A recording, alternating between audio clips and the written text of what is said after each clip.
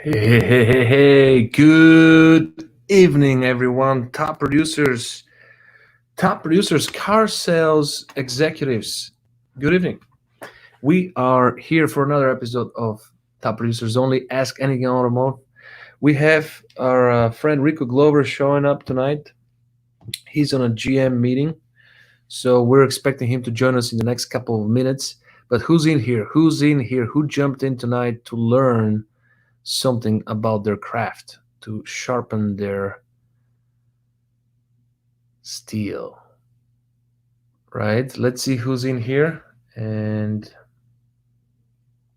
we've got Facebook user commenting, "What's up?"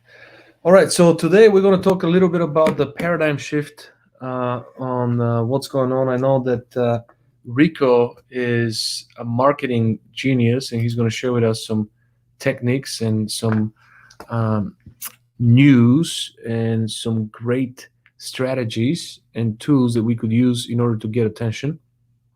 And last week we talked about culture. So if you watched the show from last week, we really talked about culture.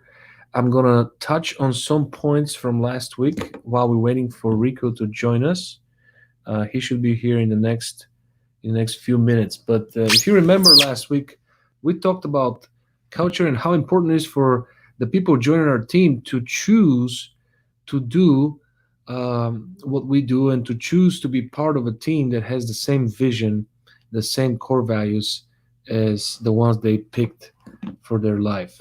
So it's way better and much easier to work with people who show up to work by choice, not because their motivation is money or something that's going to give them temporary satisfaction. So making sure you're finding people that share the same core values and the same vision as you as a human being and adding them to your culture is more important than finding people that have the necessary skill set for the job description but don't necessarily share the same values as you.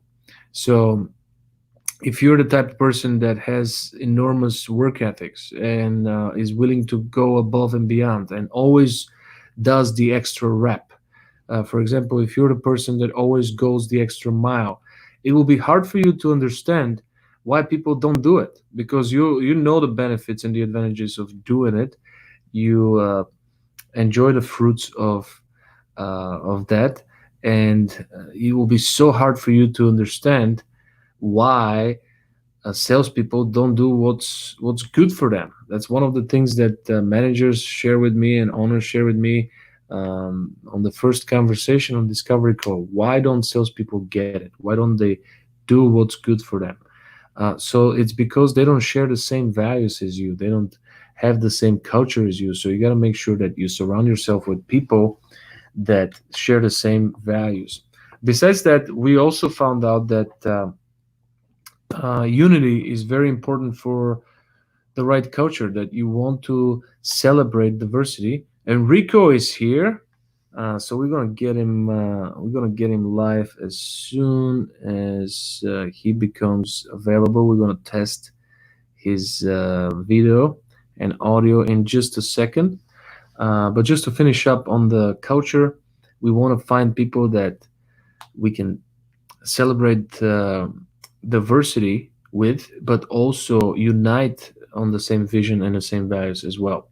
And obviously, I wanted to touch last week on the fact that we have too many policies and too many rules that we don't really follow as a team.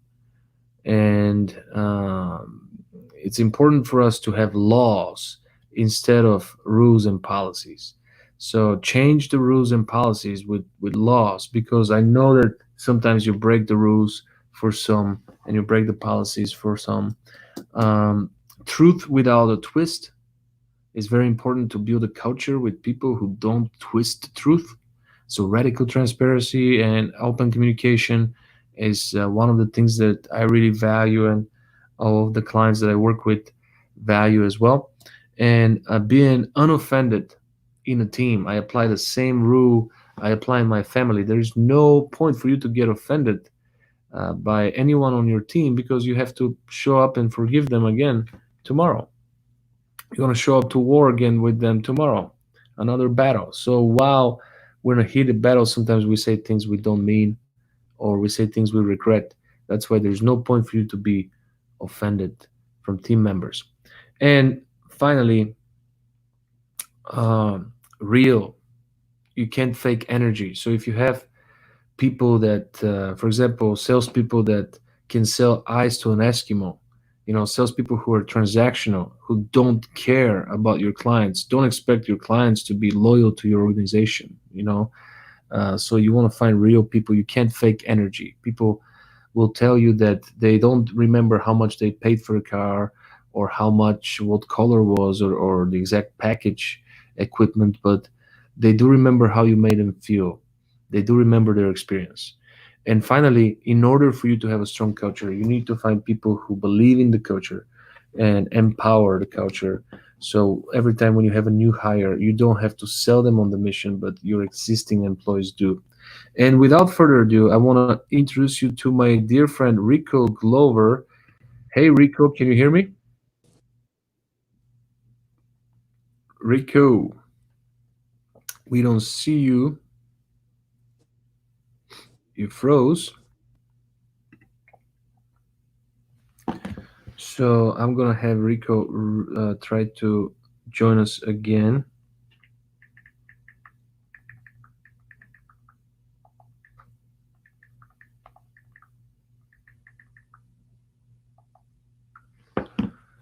Let's see. Still nothing. Oh, there we go. There we go. Rico, can you hear me? All right. I think you can hear me now. All right, give me one second. I'm gonna plug in my switch computers. Give me one second.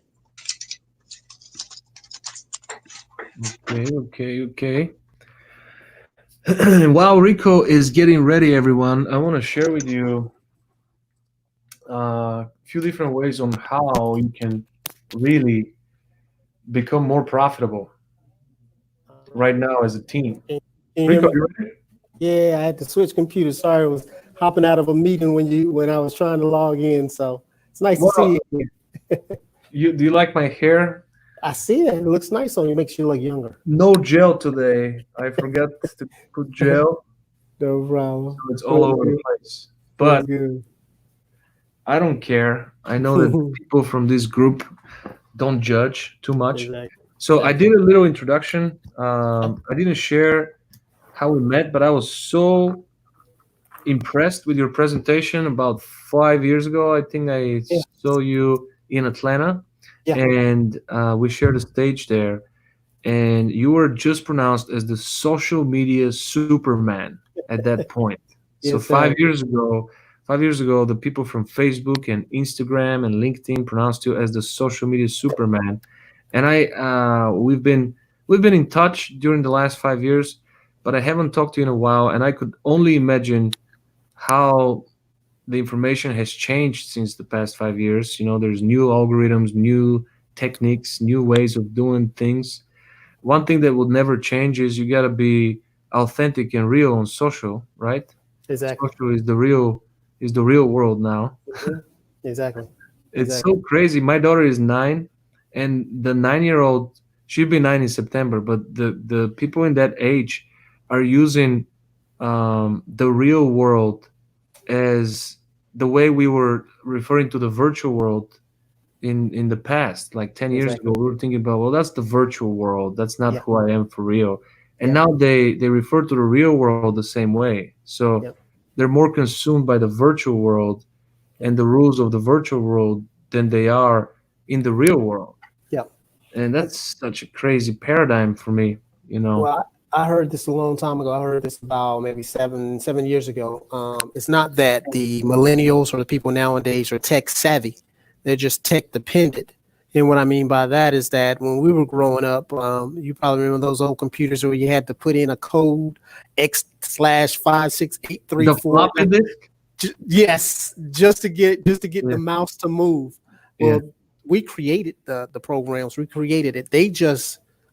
They were born into it. And what I mean by that, like this little thing right here, this iPhone, they don't even have an off and on button. They just push a button. There's no off and on, it's a push of a button. So Nowadays, these millennials, and I talked about this years ago, especially in the automotive industry and the car industry, they live and die by this.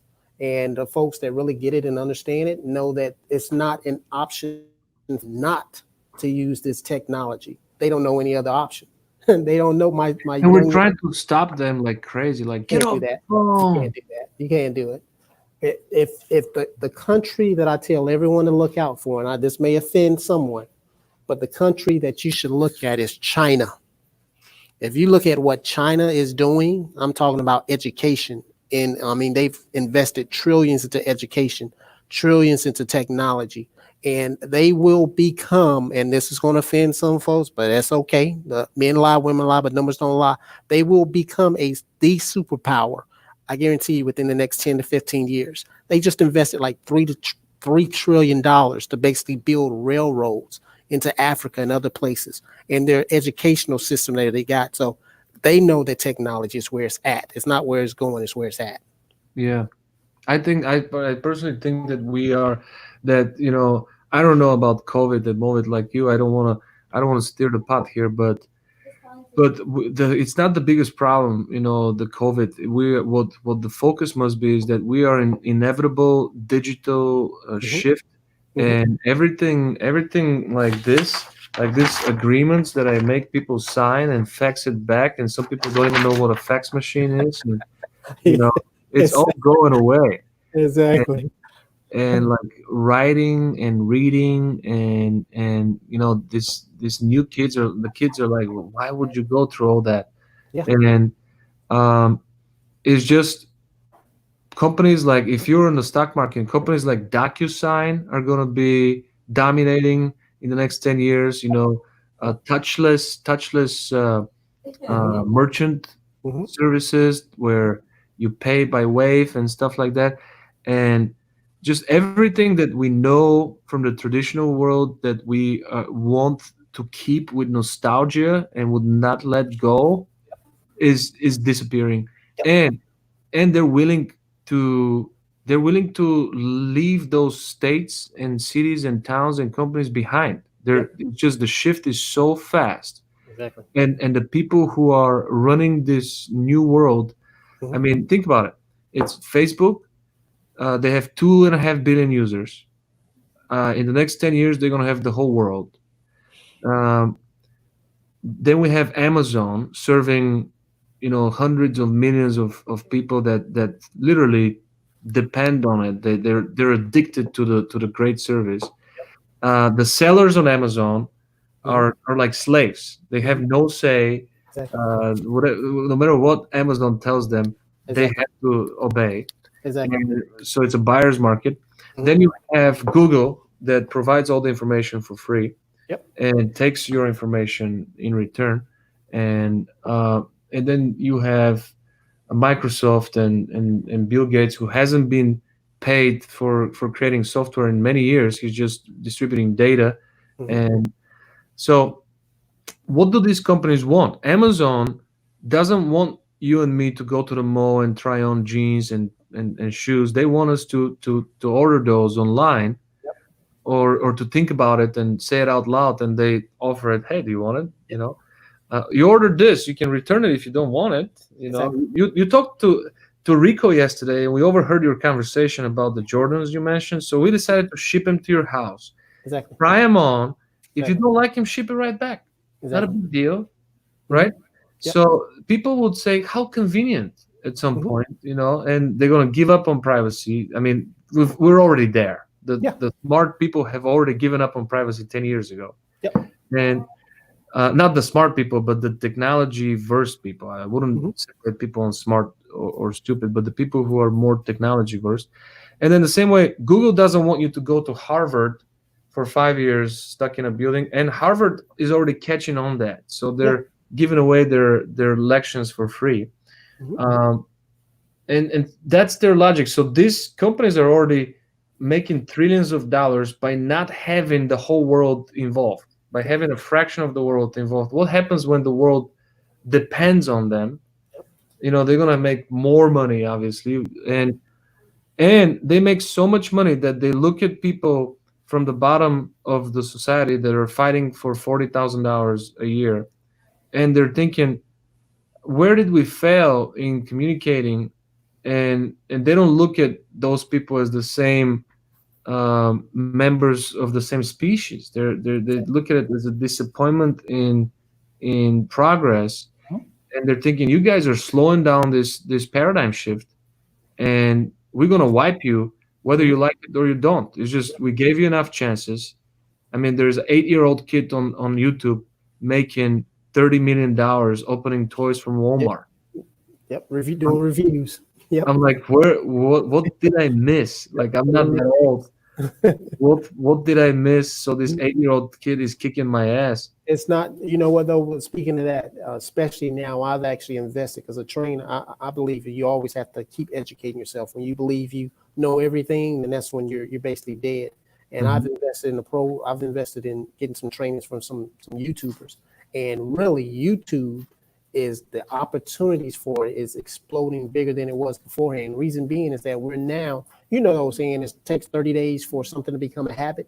Well, we've been like in my area in North Carolina, we've been under this COVID type of shutdown. They've been opening it up slowly, but it's been over almost 90 days, I believe. It's been 3 months. So what Yeah. that means is that people's patterns have completely changed. What I mean by that is that I don't even like to go into stores anymore. If I can't get it dropped off to me, and Uber Eats, my wife, I think they know her name personally. So the way the world has changed, it has changed forever. I'm still in sales in automotive. I actually am the digital retail manager for a Honda dealership in North Carolina, Priority Honda Huntersville. And even the customers now do not, even the old ones that used to always want to, just come in. Now they're really positioning themselves that they want us to send them information or bring them the vehicle because they've gotten so used to it now. It's not a fact of Yeah. we're not going back. And for the ones that try to go back, they're not, because that if you use it once, like an Uber driver, if you look at taxis, taxi cab drivers are basically gone. And it's because people got used to using Ubers. It's the same way with technology, and it's the same way with how they're buying vehicles, how they're buying everything right now. They're not going back Some at of the all. changes could not be undone. We cannot go No, back to normal even no, if we want to. no, no. It's over. It's a wrap. It's over, yeah. It's a wrap. But you still have that, and I know folks are going to say that everybody's going not going to do that, which is correct. But if you understand that now, more folks, it's kind of like Facebook. Facebook started off with just college students. I think it was Harvard. I believe that's where it started. Hmm. So it started with that small space, and then it's expanded out to other colleges, and then it expanded out to the world. So it's starting now on a small basis, but it's not going back. If you go, and I did a article one time before on chatbots, and anyone that goes and does research on WeChat, you talked about taking it and being able to wave your hand and buy. Over in China, they're basically everything is on their phones. Their checking account, loans, everything of that nature done right on their phones on inside of WeChat. So we've got to understand the world's changed. We've got to make the changes even here at the dealership. I mean, we at least 2 or 3 times a month we go out and just drop the car off to the customer and then get the paperwork and take it out there. Beforehand, a year ago, most dealerships didn't even want to do that. Now, as you notice, more of them are talking about the uh, paperless transaction or the online transaction and things of that nature. It's not going. It's not going away. It's going to explode more than ever now. I've been waiting on this for 5 years. I've been Yeah. waiting, We've and I been preaching that on seminars for 5, 10 years.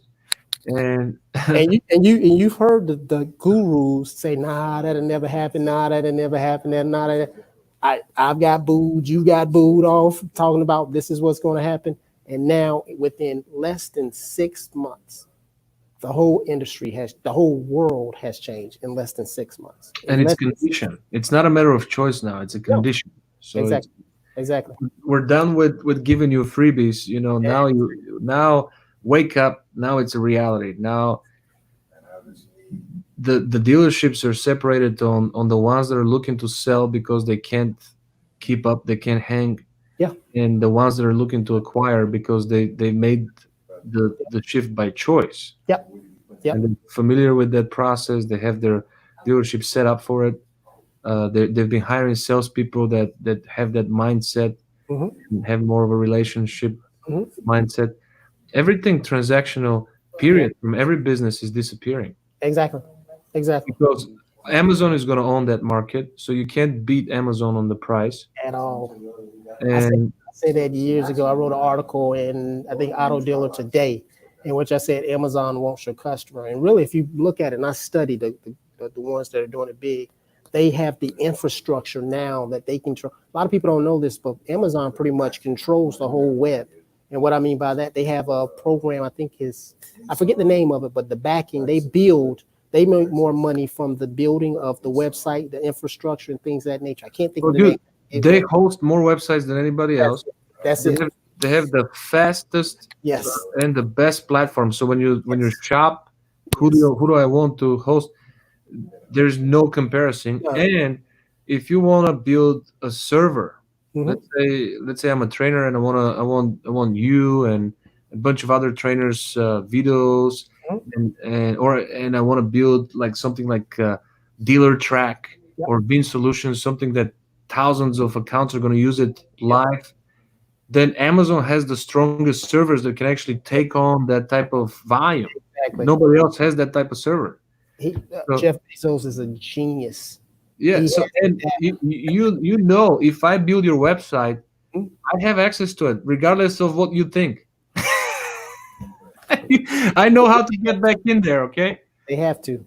Yeah. So So it's crazy. there's a back door, the back door is cracked Exactly. and and I get the keys for it because I built it. I Hmm. know how Yep. to get in. Yep. That's all they want. It's a war of data. Yep. So Yep. that's why That's Warren Buffett owns Ventile and the largest real estate company and the largest furniture company and the biggest lenders hmm. because he wants to sell you again and again and again and again. Yep. And he's gonna be the first one to send you an email before you even think about that you need it. Already knows. He knows he's been He studying already economy and knows. investments for 60 years. He Yeah. knows that when you buy a new house, you're gonna need a new whip and you're Yep. gonna need a new furniture, new couch. Exactly. Exactly. And he knows the he knows when to do it. He knows the chronological order on when to pitch and how to pitch. And that's what Amazon is doing and Yep. Google and Yahoo Yep. and I think that's why they want us 6 feet apart because I used to sell a product for GPSs that goes on the cars for the Okay. inventory, Okay. I know what you're talking about. and they asked every dealer to park the cars a little bit further apart Okay. so you could tell the difference between stock numbers. So they literally had to be 6 feet apart. So that's how Wow. I know the 6 feet thing. Wow. I didn't know that. Yeah, but if you think about it, that's why they want us to be 6 feet apart because Yeah. it's easier to manage. You can say, "Oh, here's Rico. He's going towards Long Island, and Exactly. here's Belco right next to him. He's driving in that other thing." Exactly. And just they want to listen to us. And there's not, they're gonna sell everybody else on convenience, Yep. and so many people are gonna choose convenience. Hmm.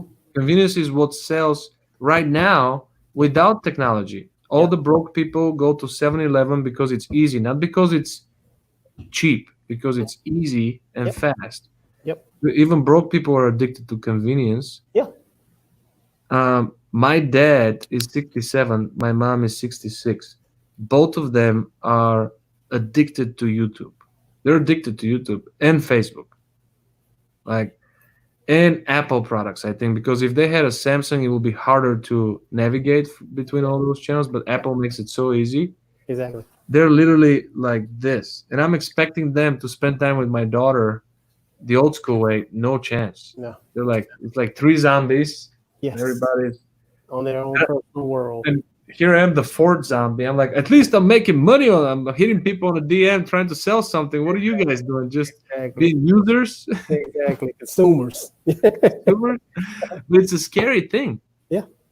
It's a good thing on our end. I hate to say this, but even and I didn't know that about your parents, but like I said, YouTube is where it's at. If I've actually stepped back for a little bit, it's the third screen. It's the second, the second largest search engine, right behind Google. And of course, Google owns YouTube. Yeah, People will go on, of course, YouTube to search for videos and try to find out things, and then they'll buy the products from there or go to a website. So it's a completely different world. Even Facebook, face fitters. I came up with the face fitters is basically like YouTubers, and now you've really seen the increase of that. The third screen, Netflix, and I talked about this years ago, and people laughed because when I was doing I was at a automotive event and I was doing a training on this, and I was talking about creating content, and I spoke Yeah. about not just creating content about $399 car or this amount for the car, but I said what you should do is you should take newsjack articles that are out there in the world and put it inside of your automotive Facebook content page. And I got rammed off the stage. They were like, that's crazy, blah, blah, blah. But now if you look at it, Netflix started off by buying CDs at Walmart, and they would take those CDs that they purchased at Walmart and they would mail them. And now they are not a CD mover; they're a entertainment company, a content company. Because now what they do is they not only sell the content, buy the content, but they make the content. And that's how they became a if not close to $1 trillion, multi-billion-dollar company. It was strictly from content. So the person that understands they have to build content, to build the content, and that will create you more business. Period. Now they own the content, and they got Dave Chappelle to do 4 shows for 80 million. They're gonna even get Eddie Murphy to do a show, and they own that content. Mm-hmm. So they're competing. Mm-hmm. Comcast bought out 28th Century Fox, right? So because they want to own the content too. Content. It's about content. Whoever controls Amazon wants to be in the content game too. They are the content. See, when I break this down, you're gonna Amazon content. Because they got more subscribers than Netflix, right? With the Prime. Yeah, Amazon. Yep. But if you understand, Amazon is content as well. Because when you go to a product page, let's say a book, what they do is they don't just place another book. They place a book, and then inside that book, from other people that have purchased that book, it has reviews, content. So now what they're doing is you went in for one thing, let's say how to build an engine. And now you're spending 15 to 20 minutes going through reading the content from other folks that have purchased that item or researched or purchased that book. Everything that is making money now is a content producer. Point. You can't give me any business that's making money right now in the information age. That's what we call the information age, that doesn't provide content. None. The reason why Amazon purchased Whole Foods is Whole Foods, they were just not because we call it whole paycheck. They weren't just selling organic. If you would go in and you would sign up with Whole Foods, they would send you in the email, basically recipes and this and that, and it became their magazine. They created a magazine, content, a grocery store created content. So there's nothing out there that's making money right now that doesn't understand content and commerce. Starts with content first, then it becomes commerce. Yeah. Well, I remember clearly when I first listened to you that you were using some numbers, for example, and you were using the same quote, Jay-Z, numbers don't lie. And you were saying Facebook at that time had 100 million users, and you were saying that in the next few years they're going to have over 300 million users, which will be the whole America. So that is already a fact. And then Prime had just started at that point, and you said that Amazon's goal is to have every American citizen on Prime, so 300 million accounts in America, and then go global. And they're pretty close to that number. They're like 100 million accounts right now, and it could change like a switch right now for something like COVID. I'm sure that they probably gain another 50 million new Prime users during the COVID. Exactly. People who were eBay people or people who were not doing that, now they were forced to become a Prime. Yep. And what's so crazy about that? If you research the story behind Prime, when the founder Jeff Bezos decided to come out with Prime, his board and his top executives thought it was the craziest thing in the world when he wanted to do that at the free shipping. They thought that was the craziest thing in the world. They actually tried to fight him. And now that is the one that produced them the most money in Amazon. That one little tweak of taking it and saying he understood that he wasn't in the short game, he was in the long game. So what he did was he said, I'll give up this in the beginning so I can create that list. Because once they get hold to this, it's kind of like Netflix. Once you get Yeah. hold of Netflix, it's hard to cut it off. So they fought him on that. They fought him on that. Subscription, this is the other thing that's becoming real big, and most folks don't understand this. Subscription. I see within the next 5 to 6, most automotive manufacturers now. You got Audi, Cadillac was the first one with Cadillac Book, where you could get a subscription of a car, paid like $1,700 a month, and you could switch out your car. I think it was like 6 or 8 times a year. Cadillac does it. Volvo does it. Most manufacturers are now going to go more towards that subscription program. Reason being is that kids now, not kids, but people now are not attached to their vehicles like they used to. If they can drive in a car, ride in the car for Uber like they've done beforehand, they know that they only using the vehicle as far as transportation. So you're going to see an upswing in subscription cars. It's already picking up, but you're going to see an upswing in subscription cars probably within the next 3 to 5 years. That's going to be big. You probably going to have just Yeah. dealerships that all they do is just subscription cars and no lending subscription. Well, yeah, and think about this. I mean, what is going to kill Uber is Google, because I used to live in Florida in 2003, and I remember in Miami there was a Google car Mhm. with surrounded with cameras. That was in '03, so that's 17 years ago. So by that time they've definitely perfected. They use it for Google Maps and stuff for the street view, but Mhm. they also used it to perfect self-driven cars. And I think they got it down, and they're producing self-driven cars. So just imagine the time when you would be able to use your Google account, voice. You'll be able to voice order a car. You'll be like, okay, I want to go downtown, Yeah. and there will be a car downstairs in front of your Waiting for you. house.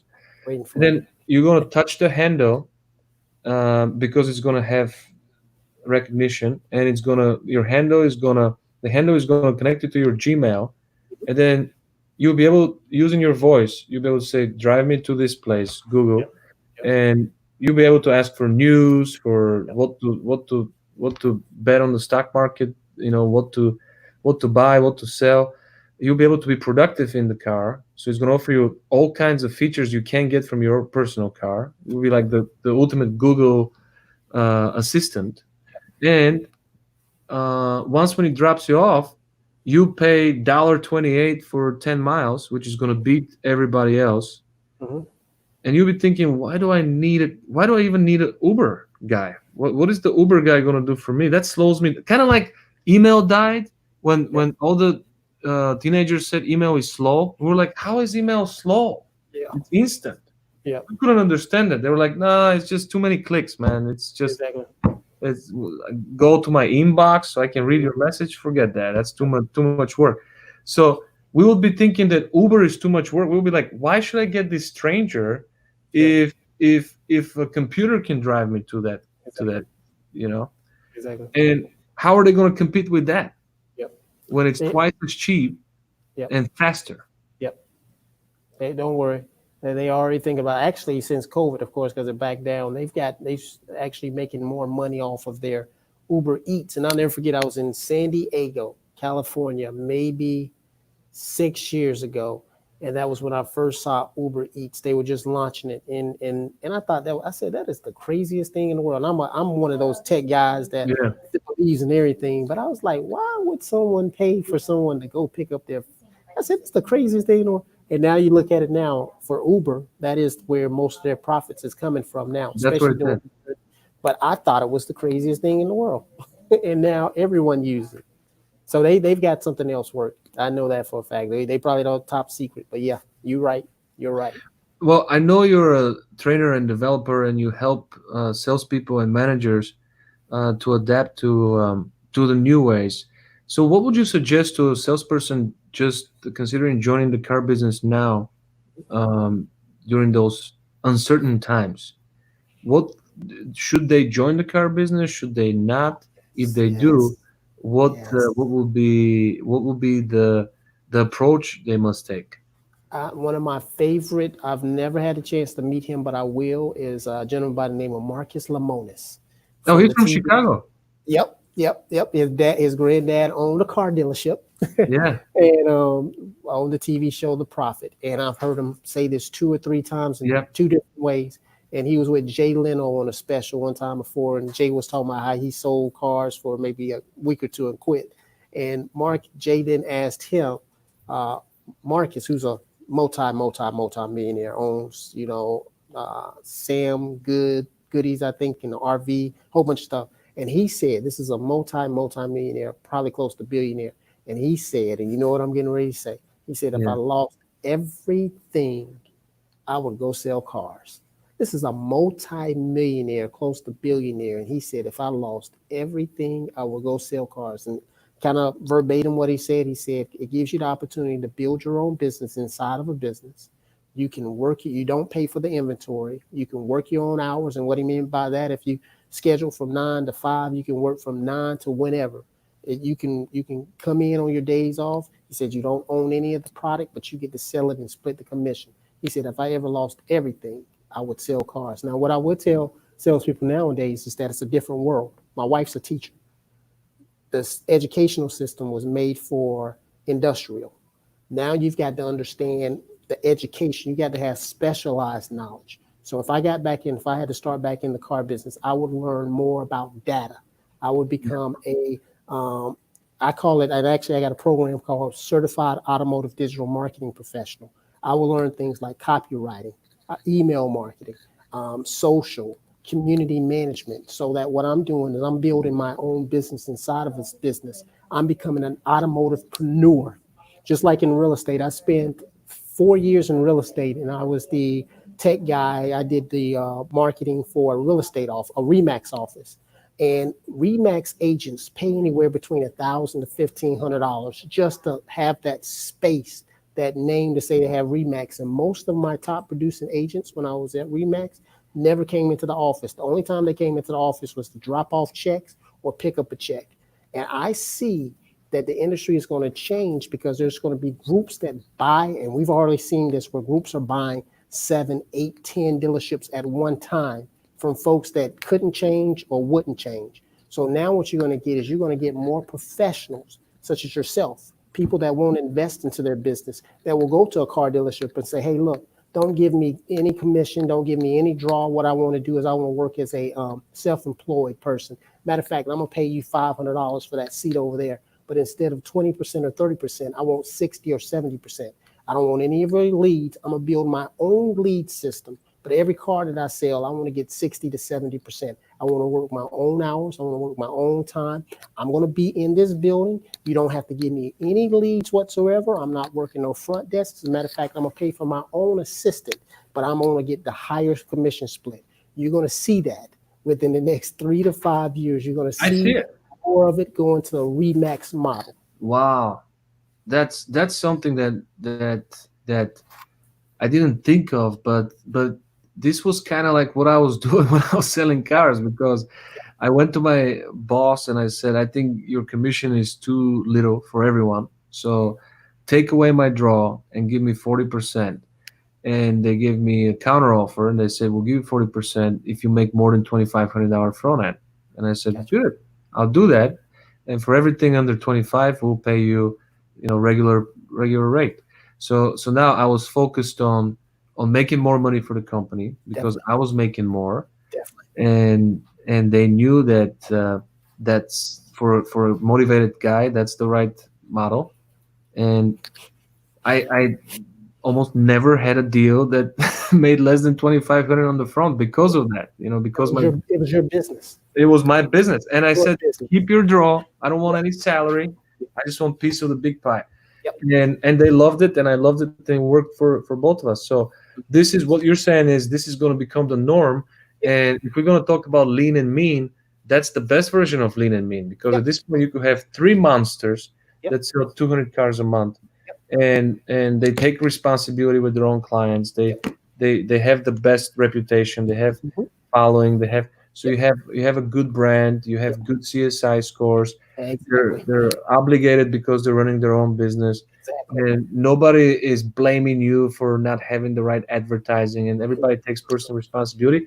You still have the competition; they still compete between each other, so you don't lose the best out of the business. Yep. And man, I never thought about that, but you're so. I think that this is another one of your predictions. We gotta It's, have you it's, once every 5 years it's just what to. happened. And Vilka, I didn't know that about you. I knew you were a top producer. I've been following you forever, but I did not know that you went to your folks and asked them that. And that's the key. When you Yeah, looking for an automotivepreneur, that's the key. Because now businesses, if one of my managers walk in, I just came out of a meeting with my GM, GSM, and sales manager, and the main thing that I was adamant about, I said these guys don't understand. They're not building their book of business. They want to complain about the internet leads that come in and getting the internet lead. How about you go ahead and work? Internet leads are just gravy. You need to build your book of business so that when someone is looking for a car, the first person they think about is Rico Glover and no one else. It's not based upon price then. There's not, I was, well, it's Rico, funny. go I'm, ahead. I'm going to show this real quick. Everyone knows what this is. Most people know what this Mont is. Blanc. It's a Mont Blanc. Yeah. This is just a writing utensil. But people pay anywhere between $300 to $4,000 to $5,000 for a pen. So price is not the most important thing, is value. If someone values you, and I remember when I got a contract one time before from a dealership, and I got a six-figure contract, and they asked me, why do you think you deserve that much money? I said, I deserve it. I'm worth it. And when you build your business inside of a business, you invest in yourself. You spend the 10,000, 20,000. I spent $10,000 on training programs. So that's why I know when I'm talking about something and someone says that doesn't work. How much have you spent $50 on a program? So what I'm saying is that these professionals, certified automotive digital marketing professionals or certified automotive professionals, it will be the ones that are going to be the dominant ones in the industry, like Yes. yourself, like yourself. So I really appreciate that. And by the way, I the reason why I was able to do that is because I build relationships with my clients, and I knew I have at least 30 deals guaranteed every month because I did invest in doing that. But the car business did not teach me that. Even though we had a bunch of speakers and a bunch of trainers and all of them were talking about it, nobody was showing me how to do it. Everybody, Joe Verdi was talking about referrals. Then Grant Cardone came in and said, "Oh, Joe Verdi was asking stupid questions. Just change the question. Instead of asking, do you know anyone? Ask, who do you know?" And nobody really needed to build that pipeline in a transactional era because there were just too many customers. And why would you go and waste your time to be nice to people and to send birthday cards and to go out of your way to do prospecting in case there's so many people walking in the door. So you would do it only if you're playing the long game. Only if Exactly. you're thinking, man, I want to make more money and work less. Exactly. If you're Exactly. truly lazy and intelligent person, you would do it only if you're lazy and intelligent, and if you realize that if you don't like rejection to the point where you want to be successful, but you want people to stop rejecting. Exactly. So I was the type of salesman that never blamed the customer, never blamed the manager, always blamed me because I wanted to be the best salesman. And I figured if people are not saying yes, it's something here that needs to change, not something in their mind. So Exactly. when I had that mindset, I kept reading the next book and the next book and the next book. And I read a bunch of books, and most of the books came down to if you want to build solid business, you got to be authentic. You can't fake it till you make it. That's what Grant Cardone was teaching: fake it till you make it, blah, blah, blah. But every book with substantial success, that was offering substantial success said, you got to build those relationships. You really have to care. You can't fake it till you make it. You got to do the work. It's going to be a lot of work in the beginning, and then you're going to take the fruit. I was crazy enough to believe it. I went to these seminars, paid 3 grand out of my own pocket. Mhm. Dealership would be like, no, this bunch of rah. And when the guy said, one of you, there's 500 in the room, one of you is going to get my message and is going to Mhm. go out there and make millions of dollars. I truly thought this was me. I was like, "That's me. I got you, bro. I got it. I got it. I got the message. You know, Thank you." you know, And I'll buy all of your programs. And everybody thought I was crazy. And I believed in it, and it worked. So the problem right now with these salespeople, because I went through the same struggle, it's not that they don't know they need referrals. It's not that they don't know they need to be on social. It's not that they don't know they need to be dominating video calls and build their brand and stuff. They know they need it. Everybody is telling them that they need it. Their own managers telling them they need it, but they don't know how to do it. And it takes somebody who had done it to teach them how. And unfortunately, none of those gurus out there have actually built a career based on what they teach. All due respect, but at this point, I'm not beating my chest. How many salespeople can tell you I sold 3,000 cars, and they can show you 2,500 video testimonials on YouTube from those clients? Or hold on one second, because I'm in the office. If someone says no, you didn't sell 3,000 cars, then I go old school and I show them.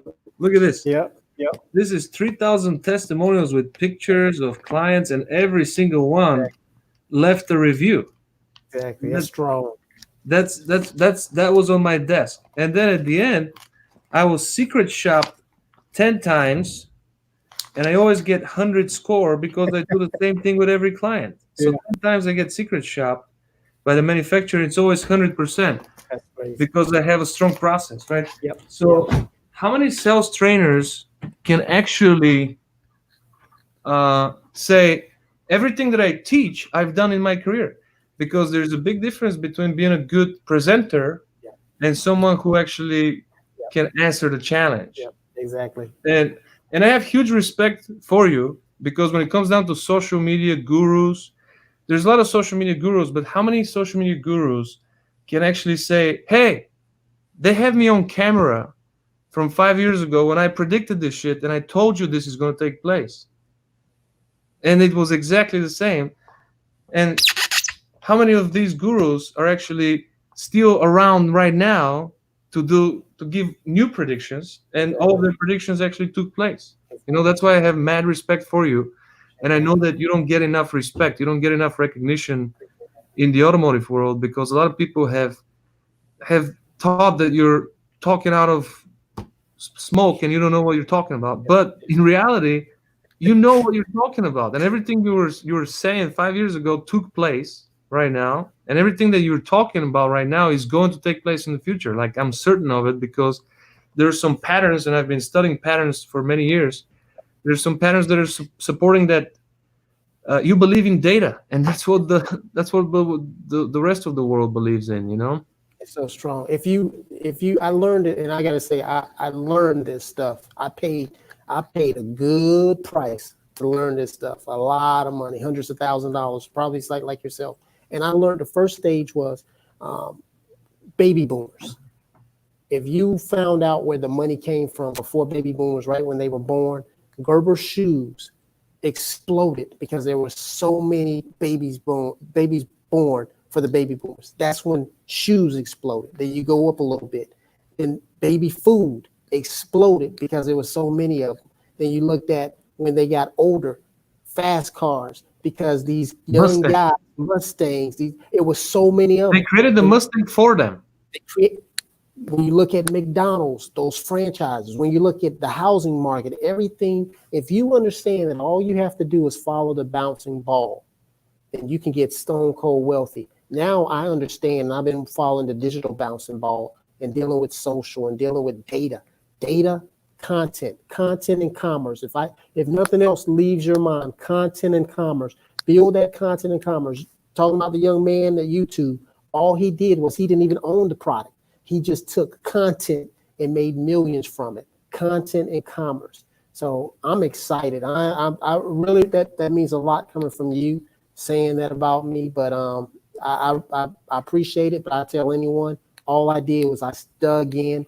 I studied from some of the best, like Ryan Dice, the co-founder of digitalmarketer.com. I'm one of his trainers.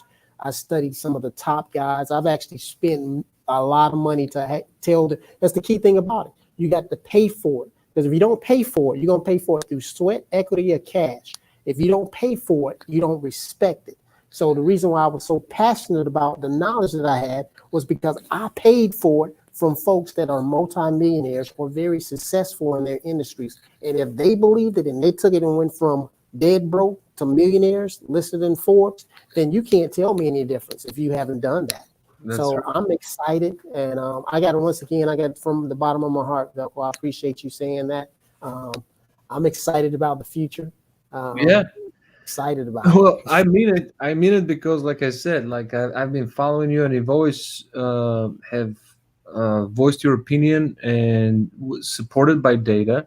So you never talk, as far as Emotional? it's No. never emotional. It's always supported by data, and you're very firm on your opinion. You protect your position, even if you're the only one in the room saying it, and people could say you're full Yeah. of shit, and you'll be like, Yeah. okay, we'll see after time. And I just love that. And I remember, um, I know that you're walking with God. Yes. So Yes. you were sharing a book, but God, was that the That's book it. you were But sharing? God. But God. So, in closing, because we gotta go in the next 8 minutes, but I'm definitely gonna have you again Appreciate it. for this group, and maybe for one we have another show called the Paradigm Shift, and you'll be such a good fit Awesome. for that show as well. That's on Velcro Academy on Thursday, so maybe we'll set up a time for that, and that's for Awesome. all businesses. This is strictly for automotive. Okay. The other one is for all businesses, but um, speaking of this, I love what you said that you're excited about the future, and Yeah. I think I'm excited, and I think God, because I believe in God. Hmm. I think God is working um, tremendous opportunities for us right now, Yes. Yes. and all this is gonna end up being for better, Yes. and we all gonna benefit so much, and He's gonna bring a lot of joy into our lives. Yes. Um, just a lot of bullshit is going to come on the surface, and all this is going to lead to better times. What's your opinion? I know that It is. you're a I, Christ I, follower. I was listening to yesterday. I go to, of course, attend Elevation Church in Charlotte, but we have multiple campuses, and we had a speaker, pastor, come, and he spoke about. I think it was I didn't see that coming, and he spoke about the children, and he talked about when God gave Moses the plan to lead the people out, and he said you were going to go from here to the promised land, from basically being slaves to the promised land. And then he said, God forgot one little thing. He said he didn't tell them everything. He said he left out a little information. He didn't tell them that they were going to leave from slavery and then go into the wilderness. He said, but they were so far away from their home that they couldn't turn back. Even though they wanted to and they talked about it, they had gotten so far out from where they were captives and slaves that they had to keep going. So he said that although you may see that you're trying to get to one area in your life, God is going to leave out that one little, what he calls season, Yeah. that you would have known that season, you wouldn't have stepped out. Well, So he this wants is, to test your faith. He wants to that's see it. how much you believe. That's it. That's it. and and they drove him nuts a little bit. Oh, First he needed to prove to the Egyptians 10 different times. Then he needed to prove to the people from Israel he was real. So he was like, "Man, what do I gotta do here?" exactly. Exactly. Exactly. So it's not a denial of our success. It's not a denial of what you're trying to accomplish. It's just a delay to build in you the type of person you need to be. So when you get there, you're prepared. The reason why he didn't take them straight forward into the promised land is because there was an army waiting, and they weren't prepared to be soldiers yet. They had just become slaves. They had to be prepared to become soldiers. So he took Yeah, them the long route around. So it's not a denial. It's just a delay to make you a type of the type of person so that when those things come, that will come, you're prepared for it. So that's those 5 years that, like you said, he folks had thought to I build was their crazy. mind. He had to build their Exactly. mind, Exactly. their confidence. Exactly. Exactly. Man, So this is so good. This is so good.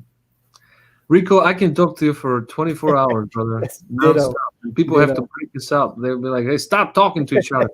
So, so I'm sure we're gonna schedule another show. You're an Yeah. amazing, amazing guest, and you're just sharing so many insights with us. And if young salespeople are watching this right now, Yeah. please listen to Rico, because what he was suggesting 5 years ago, if you were in the room and if you were a salesman then, um, you would have. I stopped selling cars 5 years ago, so I started Velco Academy around the same time when I met you. Yeah. But I felt that if I stayed in the car business and Yeah. if I get hit by COVID, I would Yeah. be thriving right now, Yeah. because I wouldn't change a thing in my communication methods. I used to work by appointment only back in Definitely. 2010, Definitely. and I wouldn't change a thing. I would just have more customers and multiplying, and just no lack of opportunities, period. So if you're still practicing transactional selling, it's like being a criminal Yeah. hoping not to get caught in today's world. You hit it on the head. Exactly. You got to build it. You got to build your business inside of a business in the automotive industry. Got to. Man, thank you so much for this. We're gonna Thank have you. you again. Appreciate it. I look Talk to forward to your it. management team about hiring me, because I can definitely make a difference in the team there. Yeah, they need some help, some salespeople. No, tell 'em, if you're looking for a guy who actually did it, you Yes. know, Yes. it's like, do you want to hire Phil Jackson, who Yeah. did it as a player and did it as a coach, or do you want to hire Popovich, who only did it as a coach? Exactly. Exactly. Exactly. You get two for one. 2 for 1.